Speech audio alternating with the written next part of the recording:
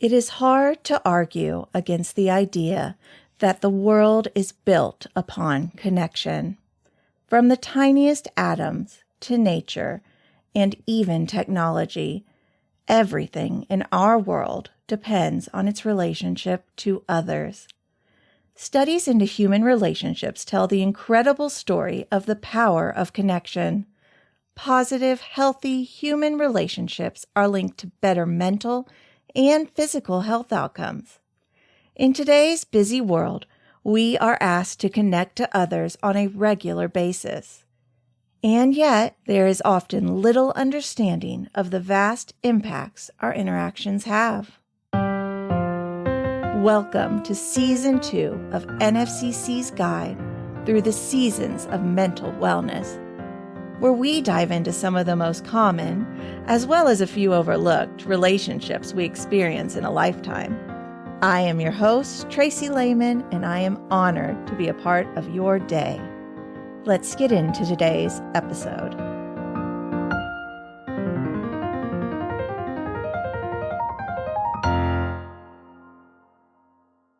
Dating, engaged, married, life partners, soulmates, loves.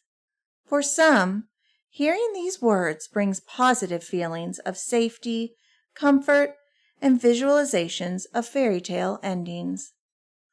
But more than often, the reality of relationships is more work than romance.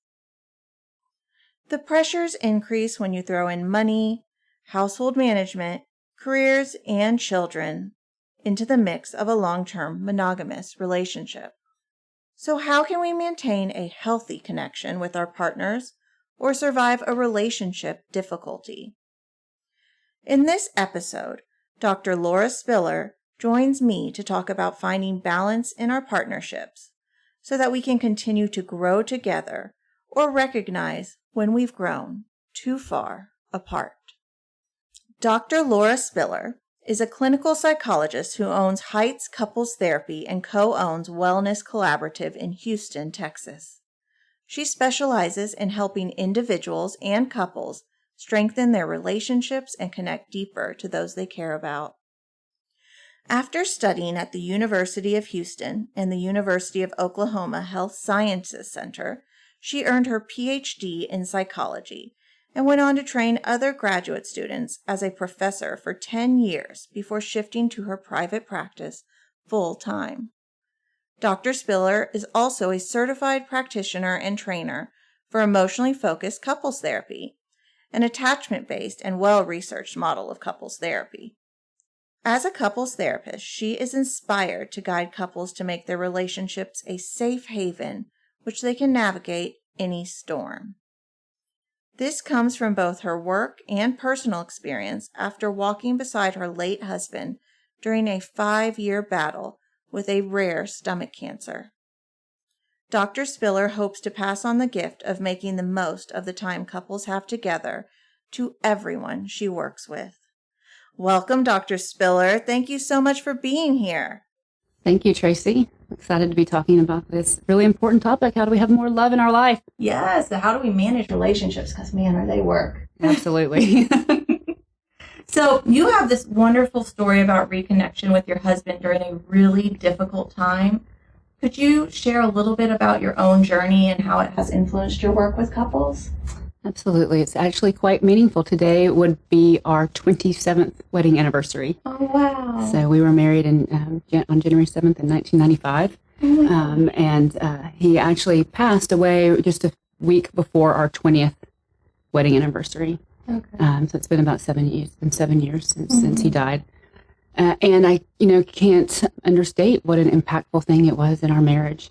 Like so many couples, the disease kind of entered our lives at a point where we were under a lot of stress, dual career.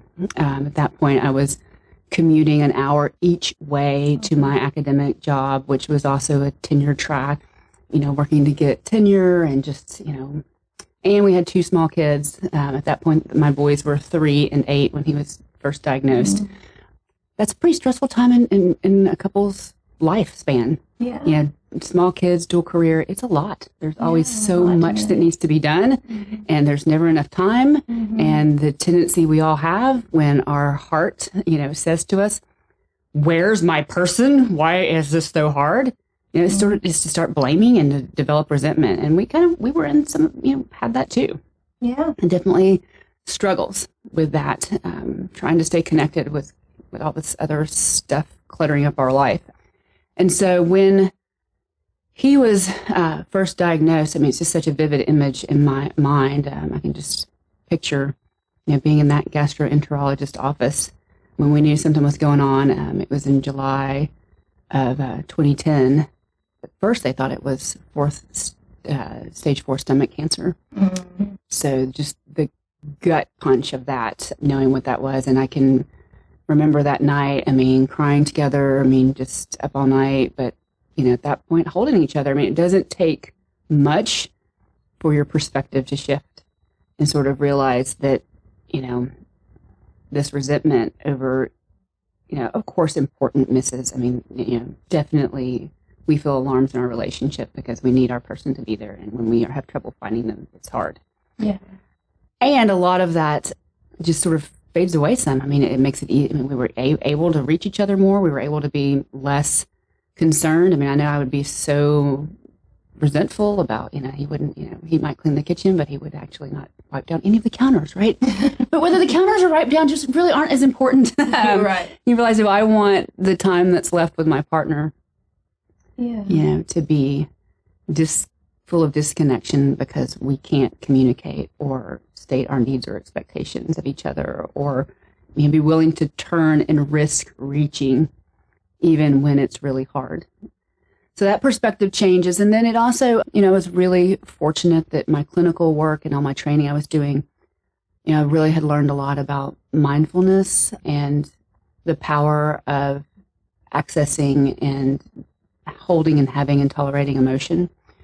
And that really helped me to open my heart to all that we were experiencing so I could be close to him. During this most painful time. I cannot tell you how hard that last year was. We knew we'd exhausted all medical treatments. We knew that there was nothing else that could be done. And we had probably 10 to 11 months where, he was sliding towards the end. And that's just the hardest thing I've ever done. Watch somebody I love so much say goodbye to the things that he loved and the people that he loved. It was just excruciating. Yeah.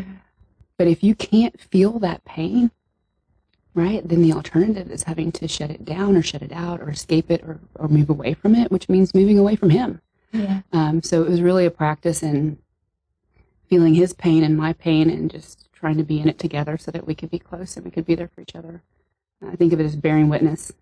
And so it did really affect me. We were living in North Texas at the time, and after he passed, I came back to Houston to be near my parents, so I would have help. And I knew that I'd been doing research on relationships, so I'd always, relationships have always been my area of interest and expertise, and but I wanted to put that more into practice to, help people be able to make sure that they can turn to their partner and have that safe base when they're going through these challenges of life, because it really doesn't change the fact that it's tragic, but it changes the impact of that tragedy and lets it be something that's connecting and meaningful, rather than just solely terrible. Yeah. So when I came back to Houston, I did want to find ways to be able to help other people find that, navigate those times. And that took me looking to even the literature to find out, what's most helpful for couples. And so hard. So hard. I think the things that are asked of us in relationships are so necessary. We're going to get into that, but also just so hard, right? Because the level of pain we have to experience to do that. There's beauty and joy, and then there's also that pain there. Yeah, the person we love can scare the crap out of us, and hurt us. Yeah. And to love, we have to be open and vulnerable, which means that we are risking hurt and pain.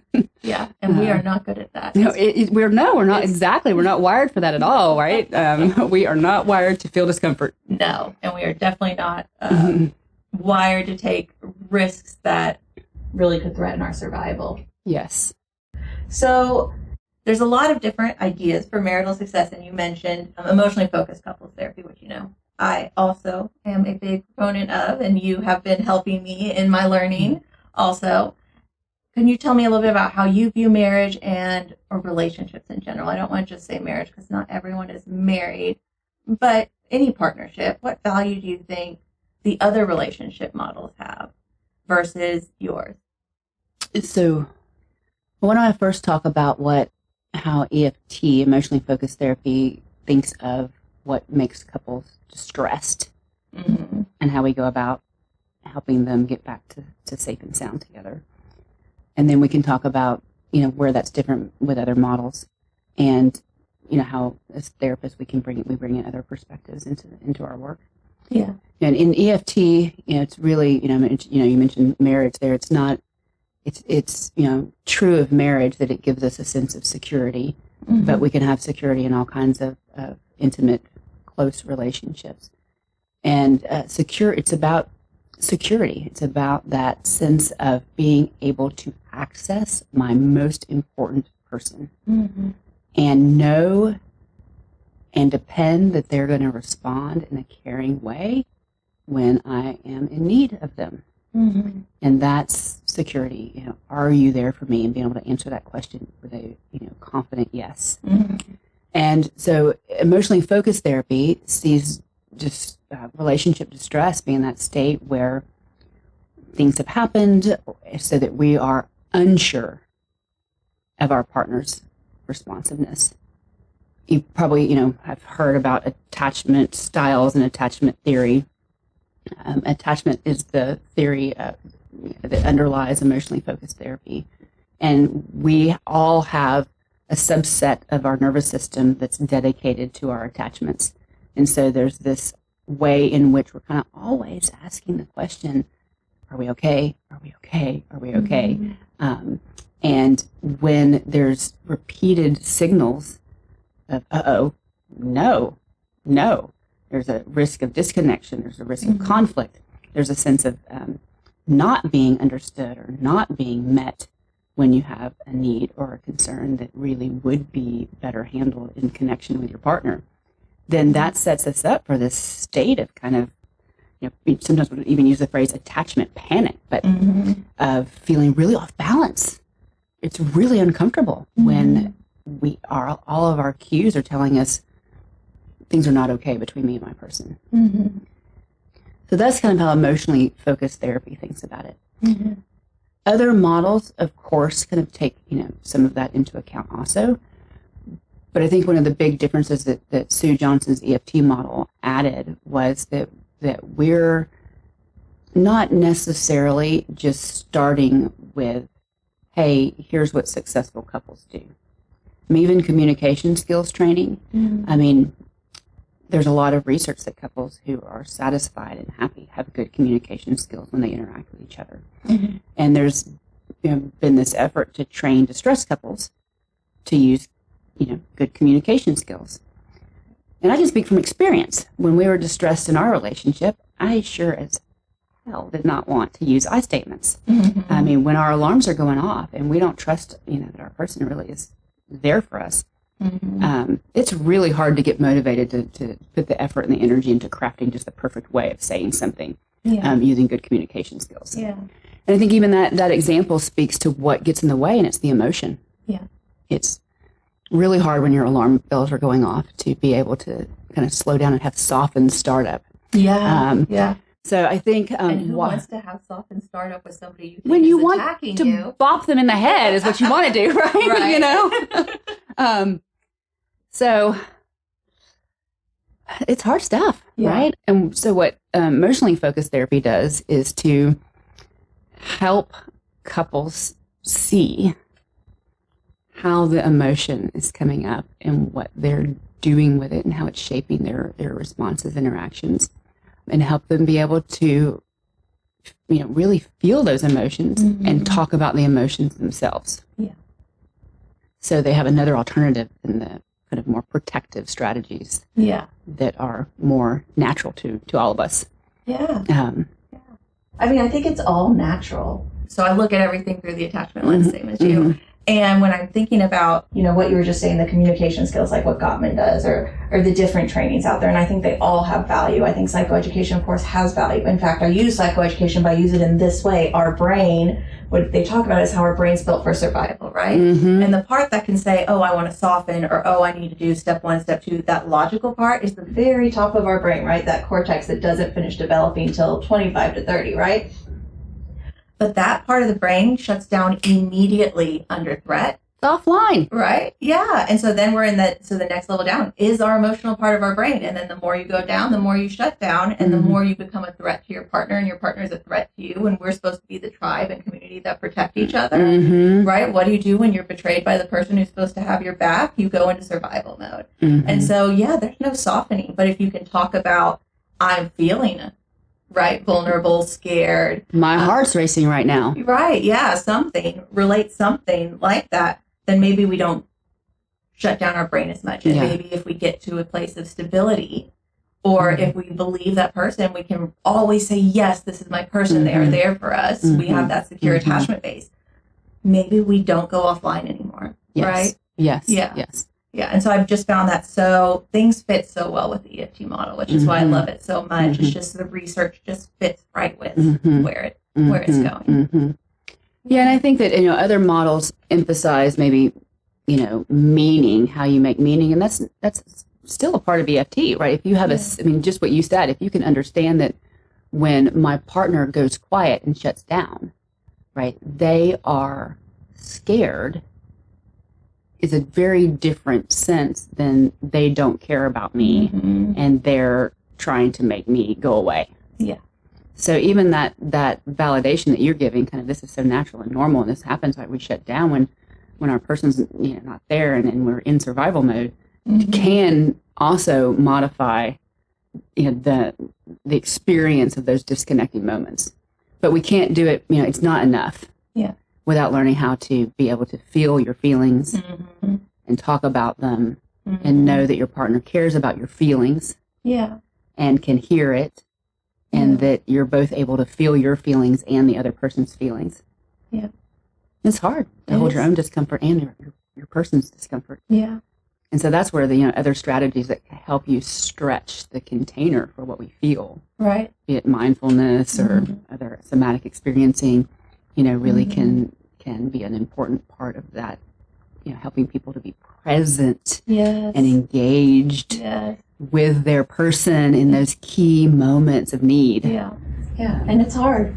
I mean, even as parents with our kids, I feel like this is so applicable just across, everything. Absolutely. Yeah. And Dan Siegel, are you familiar with Dan Siegel? Oh, yes. I'm sure you are. Yeah. So Mindsight, that's the other thing. That's not my other book, although it is a really good book. It's in my top 5.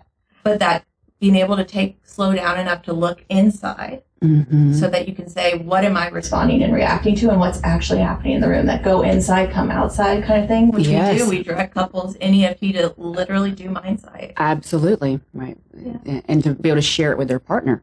Yeah. When I'm showing this on the outside, what I'm feeling on the inside is this. Yeah. And I think something about our role in the room, and, being an individual therapist, it's still, you need to develop trust and know how to go there, but it's such a different, the need for trust, the way that we have to navigate it is so different, because it's not just us in the room, it's somebody in the room who can take the information when we're vulnerable in the room and use it against us. And I think that is a very scary thing that maybe keeps people from being willing to really engage in couples therapy. And I was wondering if we could speak about how do couples go about taking that risk when they need to, and what the therapist's role is in that moment. Yeah, so just to put you on the spot. Yeah, no, that's okay. I think, one of your questions was, right, how do couples know when to go to couples therapy? And, just to insert that here too, I think that when you know that you're caught in this pattern and that things are only getting harder and harder, and you're feeling more and more disconnected, and everything that you're trying is making it worse, that's a good time to go to couples therapy. And a lot of people wait a long time to go to couples therapy. Yeah, they do. And the longer you wait and the more hurts accumulate, And the wider and wider that gap gets, I mean, the harder it is. I mean, it just takes more time to see the cycle and the pattern, to get under, the usual way of responding, to build up the courage and take the risk to be vulnerable with each other and to repair the bond and strengthen it. So it takes a lot longer the longer people wait. And what you're saying is there's a lot of reasons why people might not go to couples therapy. Yeah. I mean, first there's this stigma against therapy. I mean, and your marriage is pretty private. Yeah. Right. And typically, a lot of people feel shame. Yeah. Sense of failure. Why is this such a problem? Why can't we figure this out ourselves? Yeah. And then there's, I think you're speaking to that vulnerability of this just, having intimate emotions and experiences, with another person in the room. Yeah. So it's vulnerable to be accessing your emotion and talking about your pain with your partner, because usually by the time you're in couples therapy, there's maybe some distrust that it's going to be safe, and you're having to do that with another person, a stranger, right? Who a lot of people, I mean, I hear this all the time. I came into couples therapy expecting you to take my partner's side, or that you were going to tell us all the things that we were doing wrong. And people have had that experience. And that's true. Yeah, people have had that experience. And they really, I mean, I will say couples therapy is hard, and it is painful. But certainly my hope is that the therapist is going to be trying to help them see the value in the discomfort that is just inherent in it, that we can't help them and minimize, at least provide a safe place and be a safe person for that difficult journey that they're making together. Yeah. Did I answer your question? Yeah. And I think, something that EFT, when you're learning EFT, really pushes is that your goal is to not judge, but to understand. Yeah. Right? That sense of curiosity, that sense of what's actually happening. Something that has really come out of this for me as a therapist in general, every single person, even somebody you might think is a terrible, evil person, every single person's behaviors and actions make sense in the context of their lives. Yes. I'm so glad you brought that up, because I think that is one of the gifts of emotionally focused therapy and just attachment theory, because it tells us that, we are all doing our best. Yeah. We use the tools that we have. Yeah. We're good people with, generally good intentions of wanting to connect or be understood. And the emotions make sense, and the protective strategies make sense. Yeah. Given the context. And it's painful that it backfires often and doesn't work in the way that we long for. Yeah. Yeah. It's hard. But yeah, that's helped me so much. And I think something I'd love for people to hear, if you're looking for a couples therapist, if you're in couples therapy and you're feeling not good about it, that your therapist should never make you feel ashamed or judged, that it needs to be safe, and that each partner gets to be understood and heard. Yes. I mean, the couples therapist's job is to be able to equally get behind the eyes of both partners, to be able to see the relationship and the emotions and the experience of both partners equally. Yeah. In EFT, we always say, we say that there's two truths, right? And we want to validate and honor the fact that each person has their unique experience of the relationship. And it is valid, and we have compassion for it, and we do our best to understand it equally. Yeah, absolutely. So that's important. So I'm glad we addressed the, EFT and talked about therapy, but, I really want people to hear what tools, or how can they understand how can they understand their relationship now? How can they make whatever type of significant, intimate relationship they're in work, be aware of it, get things back on track. So, Kara, let's get vulnerable. Okay. So even as a couples therapist myself, somebody who works with relationships, there are definitely times when I feel really disconnected from my husband, that maybe I use some really inappropriate, and I would probably be embarrassed for my clients to see some of the things that I have done in my marriage when I am triggered enough, when I am overwhelmed enough, right? Or feeling that, primal panic, that, fear of abandonment, fear of judgment, fear of not being seen for what you have to offer, all those things we look for in EFT. So what would you say to couples who experience this roller coaster of ups and downs in their marriage? I would say, of course you do. Right? We're human, and we love, and it's hard. taking from Sue Johnson, she says it's impossible to dance closely with someone without stepping on their toes. Oh, yeah. So we are going to step on toes and have our toes stepped on in our intimate, close dances with the people that we love the most. It is a roller coaster. That's kind of the way it is. Yeah. And just thinking about, that kind of brings us to thinking about what is secure connection, right? What should we be striving for? Mm-hmm. And I want to normalize that secure relationships go through little mini cycles all the time of feeling good and connected, of experiencing a disruption and feeling disconnected, and then repairing and getting back to connection. Mm-hmm. And what we're trying to help our couples do is to have confidence in their ability to repair and get back to connection. I would like to help you have less disruption, and I certainly would like to help you have those disruptions be less volatile, less injuring, less painful. Mm-hmm. But there's no relationship, yours, mine, and the top therapists in the world like Sue Johnson and John Gottman. I'll know that they have fights with their partners too, because it's just we're bringing together two or more people in relationship that have different backgrounds, different histories, different preferences, different interests, different worldviews and ways of seeing the world. And so it's just, there's going to be differences and conflict and difficulty. Yeah. And in a secure relationship, you have some trust that your partner is going to be accessible and respond in a caring way that lets you know that you're important to them. Mm-hmm. That even if you disagree, that they still care and respect you, care for and respect you, that they're going to be engaged with you in whatever it is that you're dealing with. They're going to be with you in the trenches of hardship, and they're going to be with you in the heights of joy. You're in it together. Yeah. And that kind of helps those roller coasters, those roller coaster rides. Yeah. I think that's really important. There's, one just like distinction I want to add there that, yes, we've got to have multiple pillars to our foundation, and our relationship is a core. My view, right? If we're in a relationship, we kind of can't have a certain firm foundation if that's not balanced.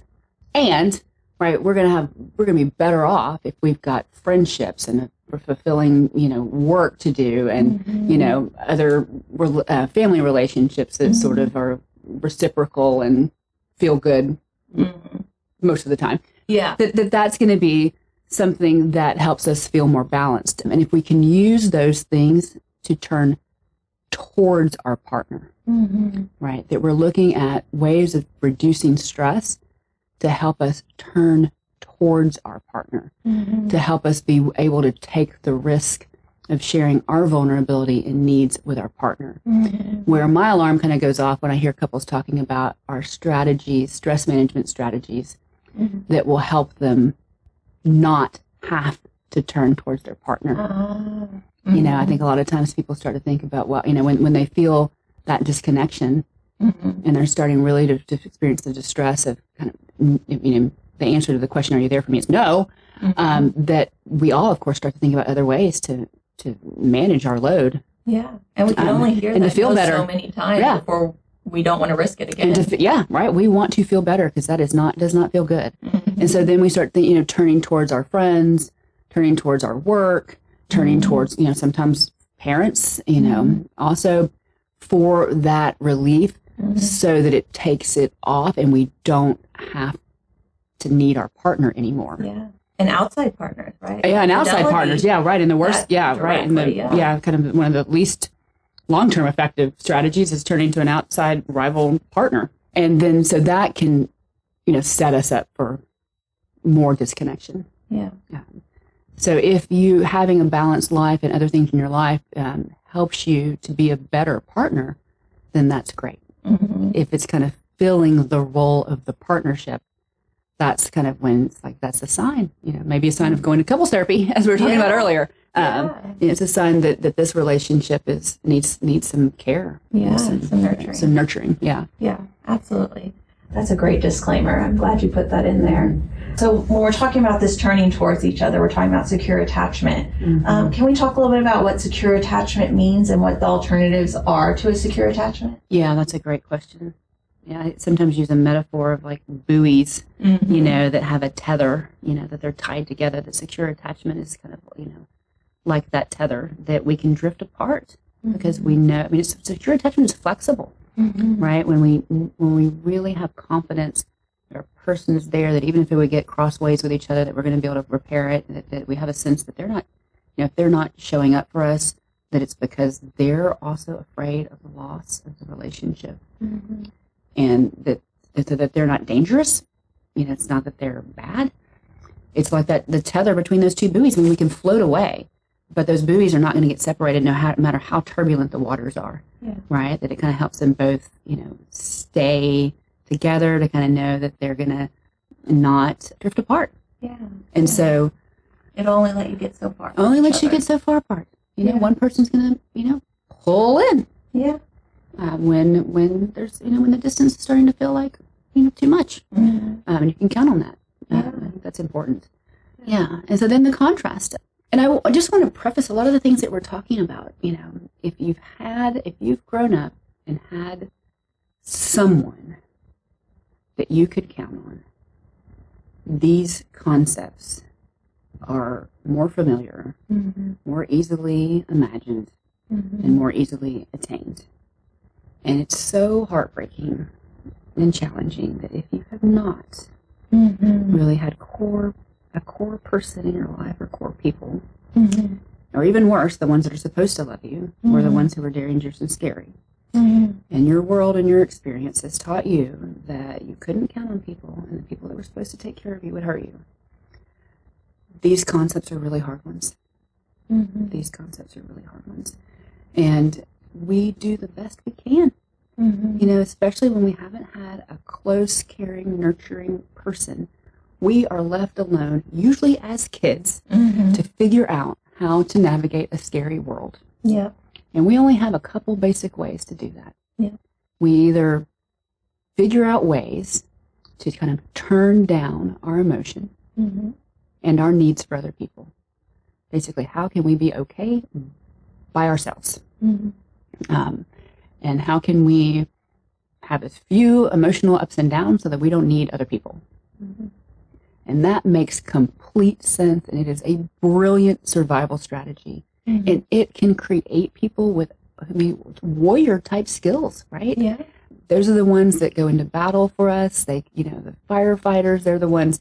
a lot of times the doctors and lawyers who need to be able to do really hard things and be able to have a slow heart rate, think logically, stay balanced, and do the hard work and not, be on as much of an emotional roller coaster. And it makes it harder to be in a close, intimate, connected relationship. The other option that we have, right, when we're trying to figure out this dangerous, unsafe world, is to become a fighter, right? To be able, is to, engage with the loss and turn up the volume and turn up the heat and not give up and kind of insist on being seen and insist on getting your needs met. And it's, again, right, what a beautiful adaptive strategy. Those are the people that go on and change the world.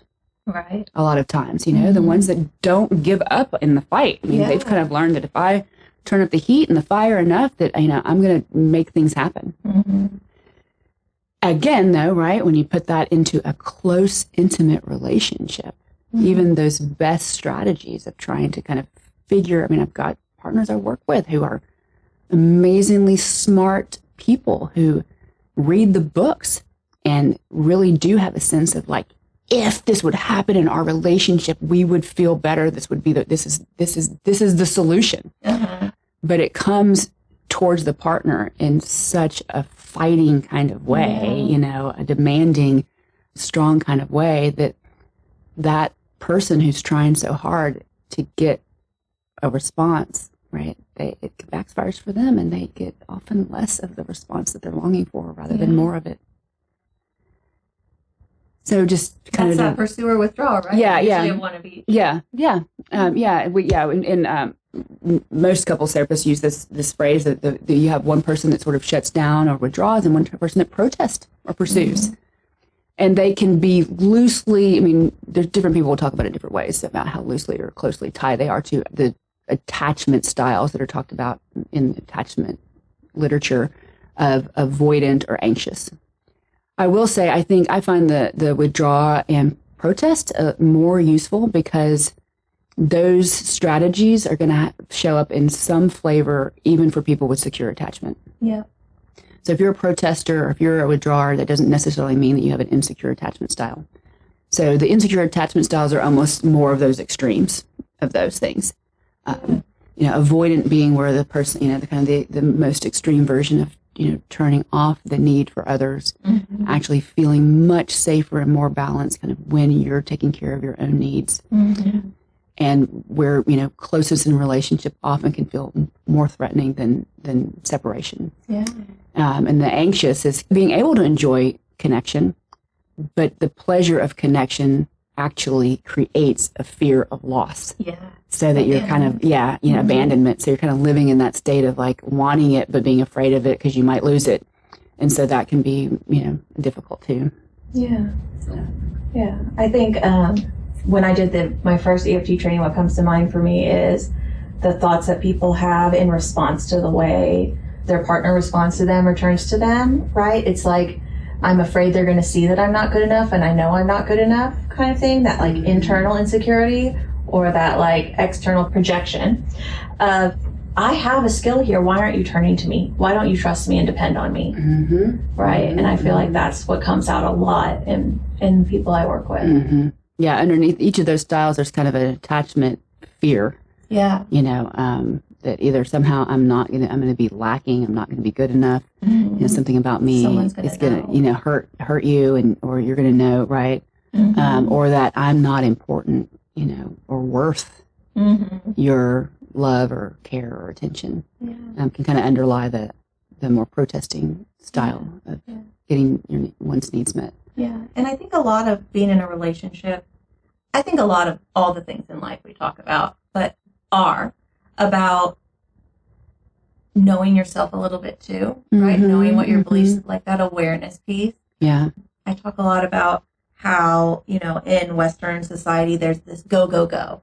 Like you want to be successful, you always want to be doing, don't have downtime. I think that's kind of shifting a little bit, but, work until, your fingers bleed kind of idea, like go, go, go all the time, always be busy. Mm-hmm. And that doesn't give us room to really know what's going on inside ourselves. That puts us in survival mode. Yeah.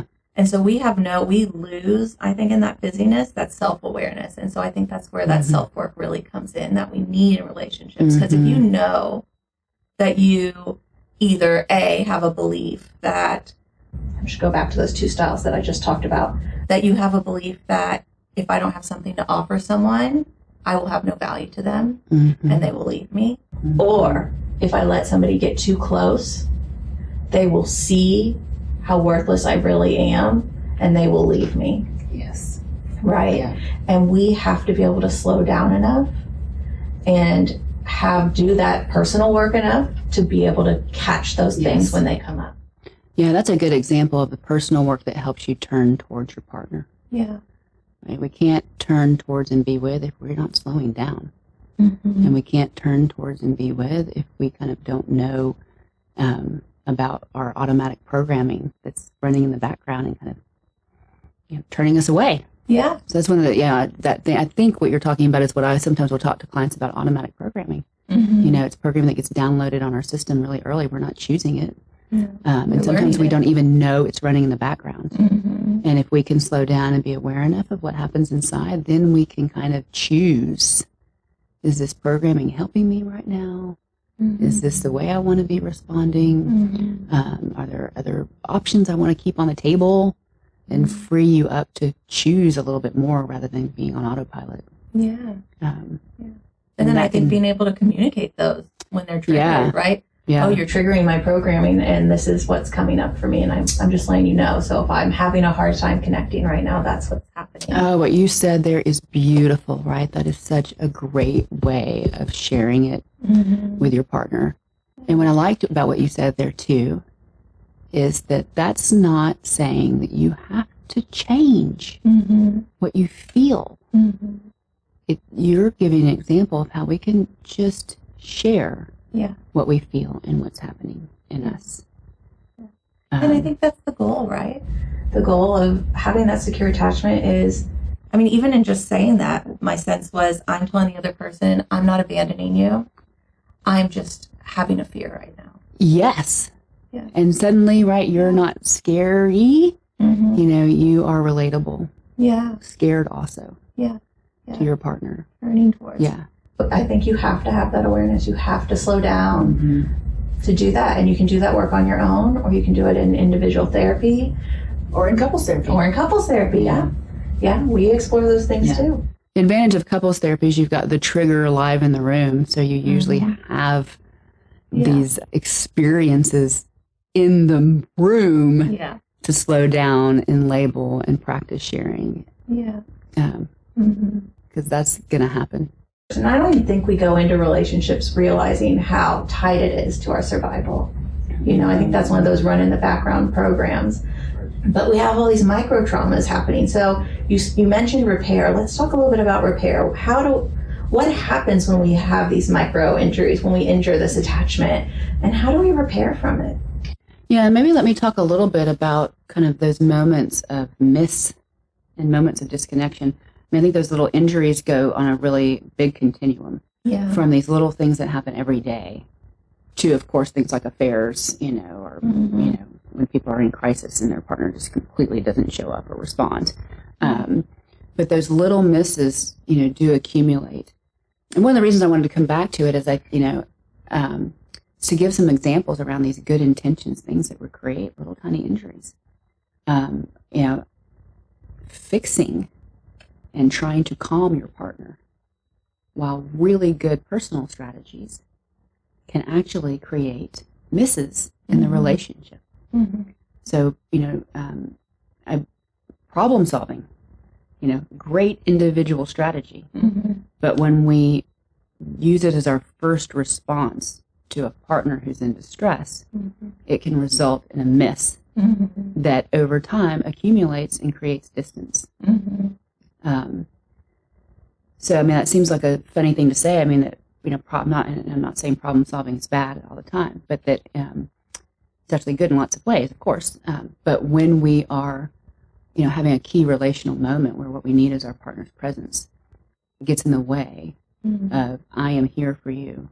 I am wanting to understand, you know, I can let your feelings impact me so I feel them. And that's where it can feel good or bad if it doesn't happen. Yeah. Those little misses. And then that accumulates, and then we don't turn to our partner, or we turn to them in, you know, more disconnecting ways. And then over time, I mean, that gets to what you're talking about, to these moments of more significant conflict, where there's those little relational traumas or relational injuries, and then bigger ones. Yeah. So I don't know if it makes sense to talk about some of the, you know, the big traumas that have, I mean, there's two ways, I guess, in which those misses can have really big impacts. One is when it hits on a raw spot or a sensitivity that's already there. You know, when it really speaks to your key fear. You know, some of the injuries I've seen that took the most, you know, work to repair were in relationships where one partner maybe came from a background of trauma, had actually developed a really, you know, a pretty good relationship, had given their trust, hard-won trust to their person, and then something happens where their person is not there when they needed them. You know, it really touches on that raw spot that was already there, right? Something else in life had already taught them that people could hurt you, and they had sort of tried to give this person a chance. And so it can be almost a seemingly smaller action or situation that maybe an outsider would look at and not quite understand why it was so pivotal. But it just speaks to that underlying fear and changes the way the partner sees the relationship. I'm trying to think of an example. I mean, what comes to mind for me is the way we make meaning. So again, context, the way we make meaning of people's behaviors, right? Like when we do empathy training with kids, we talk a lot about, or with parents to help their kids develop empathy. It's a lot about that person at the cash register when you're checking out was kind of grumpy towards us. What do you think was going on there, right? Having them look in, because that meaning making, how we learn to interpret people's behaviors, that gets projected onto, right, our partner, right? Where something as simple as forgetting to feed the dog, which is just an action, right, becomes they don't care about the dog, they don't care about anything, it's all on me, right? It's something so small that in our brain becomes I'm all alone. And I think that's where I go, micro trauma, right? It's not somebody's traumatizing you, it's that you experienced it as a trauma, as like, I'm all alone, nobody's helping me. If I forget to feed the dog, no one's gonna back me up. Yes. Right? Or, that's a good example. I was thinking that, which brought to mind a couple where partner gets an anniversary. Super, super busy time at work, and he forgot. And the meaning in the context of the relationship distress and in the partner's history made it so that sent just an extraordinarily dangerous message. You don't care about me. I am not important to you. And of course, it's like you're saying, it's not the one action, but it's the context in which it occurs and the significance that it has for safety. For safe and sound. The 10th time your partner doesn't come tell you they're going to be late from work after you had a big conversation about it, 5 times. There's a point at which, we say to ourselves, it must be about me. About me, or they don't care. Well, that is about me. They don't care about they don't me. care I'm about not me. enough for them to care. Yes. Right? Yes. And how painful is that? And how hurtful is that? And it's not that person is trying to hurt you. Their brain is in its own place doing its own thing. But gosh, that feels so awful when that happens. So then we come to the repair piece. And I think that repair piece is important, that training, because even if it happens, something that I do take from Gottman that I believe wholeheartedly is that we will have the same fights. Over and over and over again. I mean, I think it takes a lot of work already to change some of this stuff. And so there's things we're going to keep doing. We're going to keep forgetting to feed the dog, or we're going to keep forgetting to call because we get really hyper-focused at work, and these things happen. But in a relationship, it feels like it's about the relationship and not just about what that person was experiencing in that moment. So how do we come back and feel good enough that we can say, hey, I just get really hyper-focused and my brain just like doesn't even notice the clock, right? And have our partner accept that and not attack us or criticize us. Be vulnerable enough to make that repair. I mean, that's such a great question. I think, the same model applies to the little injuries as the really big ones. Of course, the big ones take multiple passes. Right. At the repair process to get there. But I do want to give people confidence that, injuries can be repaired. They can be repaired. And sometimes the strengthened relationship, ends up being stronger than it was before the injury even. So, one part of the repair is kind of being aware of the pattern that led to cracks in the relationship that, let in, the repeated injury or in the worst case scenario, the other, turning away. It's important to, get some sense of how were we turning away, what was keeping us from turning towards, so that it's like you're talking about that meaning making, so that you can feel like you're working together to strengthen sort of the boundary, the perimeter, the bubble of the relationship that helps you build that security. But probably even more important to that is, or that's a tool for the most important piece, which is gaining the ability to be emotionally attuned with each other. Any kind of communication is going to be more effective when it's, happening with emotional attunement. Can you talk a little bit about emotional attunement and Yeah. I think almost think about it. I mean, I think a musical metaphor works well. I mean, you can think about good communication and responding as sort of dancing in a responsive way to your partner, but you need the emotional attunement to be the music, where you're, letting in your partner's emotion, letting it impact you, letting you feel their emotion as well as your own, and communicating that with your partner, so that it is this sense of kind of harmonious, emotional syncing up.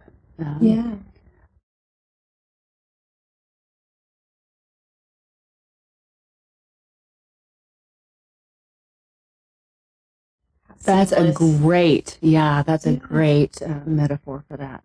And so and I like that too, because they're the same beat, but they're not the same song. Yeah. But you're trying to tune in so that you can at least kind of find a beat that you can share there. So when your partner is trying to tell you about how forgetting the anniversary made them feel, emotional attunement doesn't happen when we start explaining why we did it. Right there, you're on different channels. One is sad, maybe fearful, and the other is kind of defensive, cognitive, desperate probably, right? But you're not, maybe a different kind of fear, but not tuned in. And so, and it doesn't mean wallowing in the emotion forever, right? These don't have to be hour-long, big conversations. But there needs to be an effort to give a harmonious response there. I can see on your face how much you're hurt. This is getting back to what we were talking about earlier, that the confidence and the ability to repair really is what builds, strengthens the bond. So if we learn how to do that when these little injuries happen, then we can get back to safe and connected. When these inevitable disruptions do occur. Because nobody's perfect. We're always going to make mistakes. But I also think the more you're able to do these repairs and build up the belief that your partner's there and they love you and, they want to be close to you, all those things, the meaning you're going to put on these actions is going to be so different, right? An anniversary missed by somebody you already feel doesn't care about you is going to feel so much different from an anniversary missed by somebody who knows under a lot of pressure at work, who is always trying to be there for you and who you can depend on. Right? I think that's perfect. So we kind of already talked about when to go see couples therapy. I mean, I think see couples therapy as soon as you feel like you're not able to solve a problem yourself. And when I say solve a problem, I do not mean fix. I mean connect. Right? But what happens, or how do we know when is it time to end a relationship, and how can we do so in healthy ways? That's such a great question. I think as couples therapists, we are champions of love in relationship, and I so believe. I started out this interview talking about how much secure haven, secure base, how meaningful that is. I want everybody to have that, and sometimes that means ending the relationship you're in so that you can have it with somebody else. Which is kind of, as a couples therapist, it feels bad for us. I have a really hard time with it. But I also do discernment counseling, which is another studied, researched way of helping couples get clarity and helping them decide whether they're going to do couples therapy. And if they decide to do couples therapy, they usually come in with more clear connection. A more clear agenda. They're both kind of on the same page about going forward and having expectations about where they want the relationship to go. So your question is, how do you know when to end a relationship? And I think when you can't answer, the question, right, are they there for me, with a maybe, and you've really, really tried, and you kind of can't even get on the same page about what would improve the relationship. That's where I see people even in couples therapy, coming to the decision to end the relationship. It's like they may have two different views of what good relationship would be. Mm-hmm. So sometimes that can be it. I mean, that where they really, really want to change their partner. Part of my goal is to try to help people, realize that trying to change your partner is often what gets you in a cycle of disconnection. And when people can't imagine being in a close relationship with their partner unless they change, then that's not going to work out usually. That can be a sign that there's you're not wanting this relationship, even if it improved. Yeah.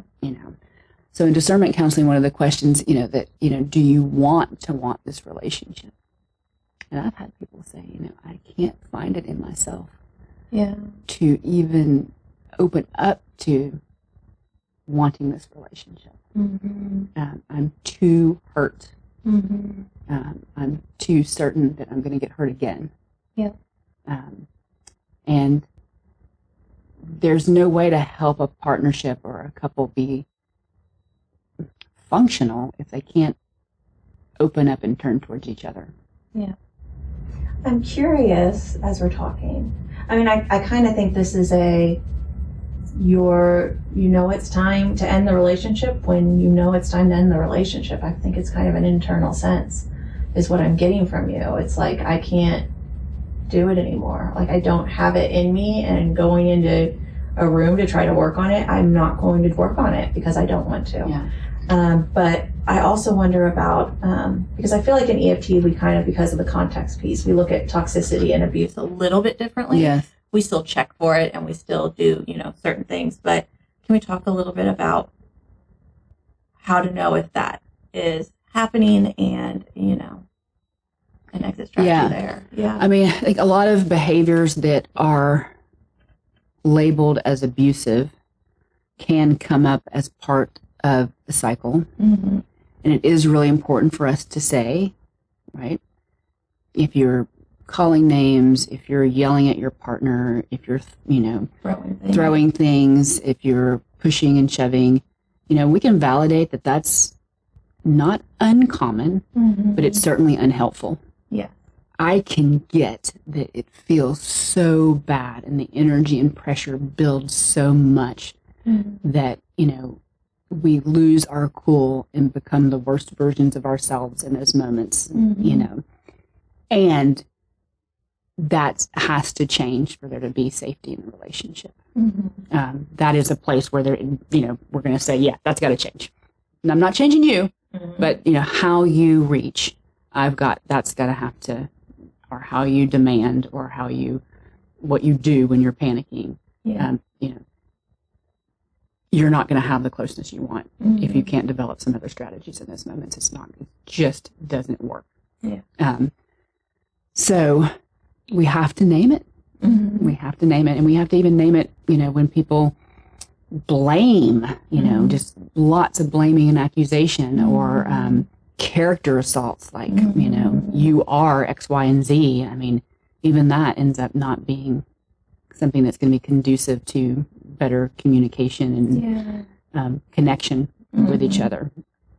And here's what kind of goes back to the question we were asking before of when do you know it's time to move on to another relationship, is if they're not willing to look at it. Mm-hmm. They're not willing to admit that it's not working for them. Mm-hmm. And they won't take in the impact it has on their partner. Mm-hmm. So important. I mean, that's kind of one of those prognosticators or those signs of this therapy is going to work or not, is from the very beginning, is can each of these partners understand and take in and feel how their partner feels when their protective actions are happening, when you're either shutting down or when you're demanding or protesting, how that can hurt your partner. And I've had people defend the shutdown to the extent that I've, had to say, this isn't going to work. It's easier and clearer when it's abuse, and I guess some people have labeled, severe emotional shutdown as abusive because it's kind of neglectful. And I'll find sometimes partners are like, no, calm is better, emotion is bad. My partner needs to see things more rationally. I mean, if they're not going to budge from my way is right, their way is wrong, they shouldn't be bothered by what I'm doing, then I don't know how to help them be closer. I don't know how to help them be closer. Because they're already not in a relationship. Yeah. Right? They're just on their own already in that moment. Yeah. Yeah. I think that's a really good way of putting it. I think accountability, that awareness piece I've been bringing up, if you can't be accountable to your role and you're not willing to be, that's probably a pretty good indicator of where you're at with that relationship. Yeah. Yeah. I mean, Sue Johnson talks about healthy dependence, right? That we're going to, in a relationship, we are dependent, right? We're either going to be unhealthily dependent or healthily dependent. And that if you kind of aren't willing to be healthily dependent on your person, you're going to have a hard time finding safe and sound in your relationship. Yeah. There's always going to be some element of insecurity. Yeah.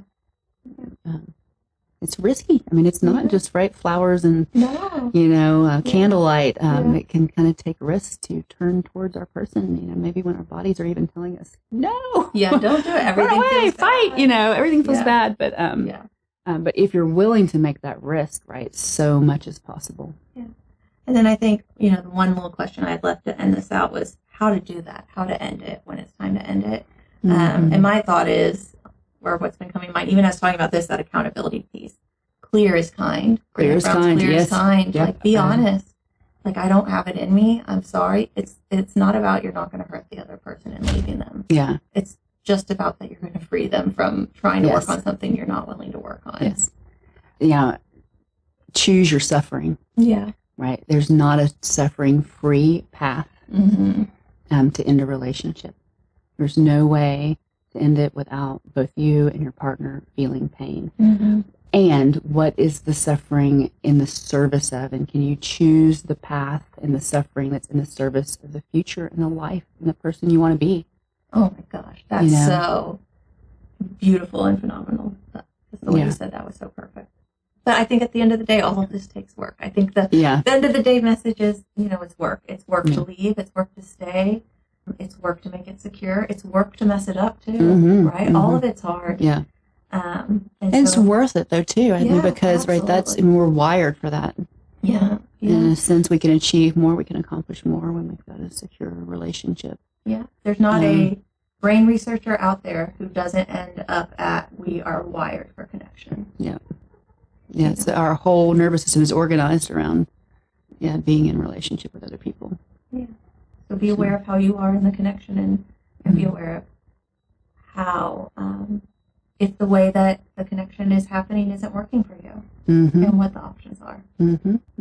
Well, I think this was great. Thank you so much. Thank you so much. No, it's fun. Yeah. Love it. I love chatting about it. Awesome. Yes, thank you. Thanks for listening. If you enjoyed this episode and would like to help us reach more listeners, please share it with someone you know, post about it on social media, and leave a rating or review. To see what's coming next, follow us on Instagram and Facebook at Nick Finn Counsel, or visit our website at finnegancounseling.org. Before I go, I'd also like to thank the people who made this project possible. Our wonderful experts who joined me for each episode, our production team at 3 Wire Creative, our editor and production assistant, Jacel Dickson, and the amazing leadership team and supporters at Nick Finnegan Counseling Center in Houston, Texas. Until next time.